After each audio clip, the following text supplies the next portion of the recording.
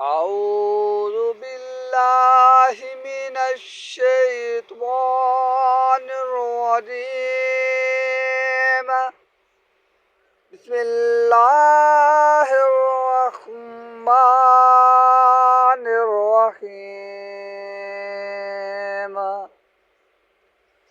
لإلاف قريش إيلافهم رحلة الشتاء والصيف فليعبدوا رب هذا البيت الذي أطعمهم من جوع وآمنهم من خوف.